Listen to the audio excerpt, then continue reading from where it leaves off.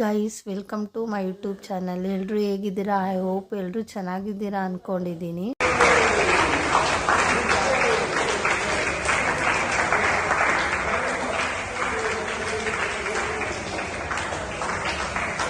ನಮಗೂ ಒಂದು ಕನಸಿತ್ತು, ಎಲ್ಲರ ಥರ ನಾವು ಒಂದು ಕಾರ್ ತೊಗೋಬೇಕು ಅಂತ.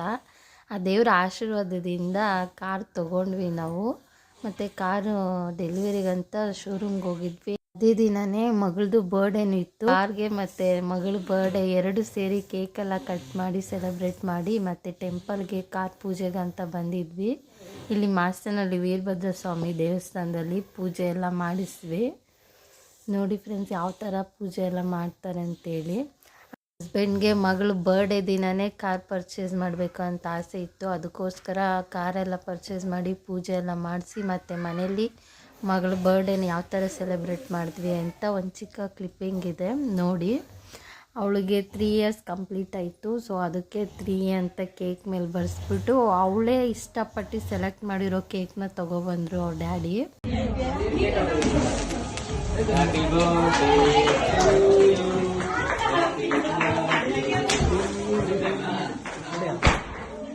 ಹೀಗೆ ಬರ್ಡೇ ಅಂದರೆ ಮತ್ತು ಯಾವುದಾದ್ರೂ ಫಂಕ್ಷನ್ಗೆ ಹೋಗಬೇಕು, ಚೆನ್ನಾಗಿ ರೆಡಿ ಆಗಬೇಕು ಅಂದರೆ ತುಂಬ ಇಷ್ಟ ಅವಳಿಗೆ. ಆ್ಯಕ್ಚುಲಿ ಹೇಳ್ಬೇಕಂದ್ರೆ ಅವಳು ಮೇಕಪ್ ರಾಣಿ, ಲಿಪ್ಸ್ಟಿಕ್ ಅಂದರೆ ಅವಳು ಪಂಚ ಪ್ರಾಣ. ಸೊ ಈ ಥರ ಎಲ್ಲ ಮನೇಲಿ ಸೆಲೆಬ್ರೇಟ್ ಮಾಡಿದ್ವಿ.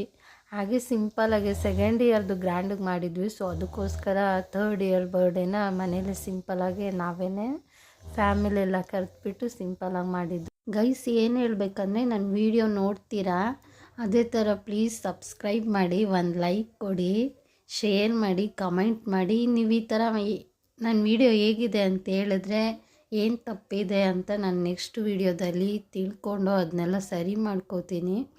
ಅದಕ್ಕೋಸ್ಕರ ಕಮೆಂಟ್ ಮಾಡಿ, ಪ್ಲೀಸ್ ಮರೀದೆ ಸಬ್ಸ್ಕ್ರೈಬ್ ಮಾಡಿ. Thanks for watching my video. Bye guys.